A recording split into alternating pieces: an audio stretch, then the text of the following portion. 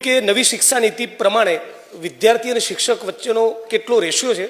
શિક્ષણ વિભાગમાં ખાસ કરીને શિક્ષકો એ દરેક શાળામાં બાળકોને વ્યવસ્થિત રીતે મળી શકે, એમનું શિક્ષણ જળવાઈ શકે એ માટે શિક્ષણ વિભાગ ખૂબ જ ચિંતિત છે। ત્યારે માનનીય સભ્યશ્રીએ જે પ્રશ્ન પૂછ્યો છે એ નિમણૂક માટે જરૂરી જે ટેટ 1ની એક્ઝામ હોય છે એ બોર્ડ દ્વારા એનું આયોજન કરવામાં આવેલું છે, જેમાં 11,000 ઉમેદવાર પાસ થયા છે, એટલે 11,000 ઉમેદવાર આપણી પાસે ઉપલબ્ધ છે।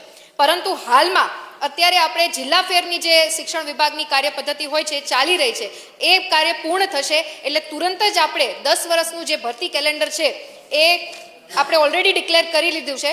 એ ભરતી કેલેન્ડર મુજબ આવનારા સમયમાં જેટલી પણ જે જિલ્લાઓની શિક્ષણમાં વિભાગમાં શિક્ષકોની પૂર્તતા હશે એ પૂર્તતા આપણે અપૂર્તતા હશે પૂર્તતા કરી દેશું।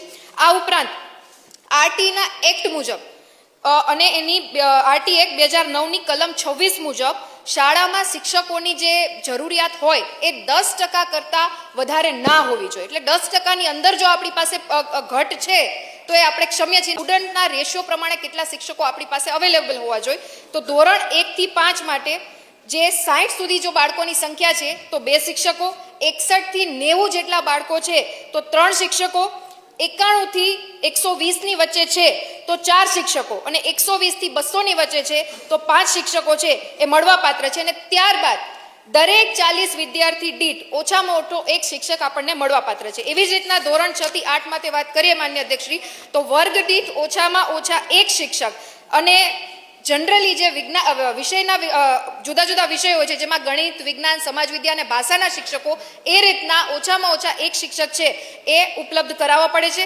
પ્રત્યેક 35 બાળકો માટે પણ ઓછામાં ઓછા 1 શિક્ષક જે છે એ મળવાપાત્ર છે।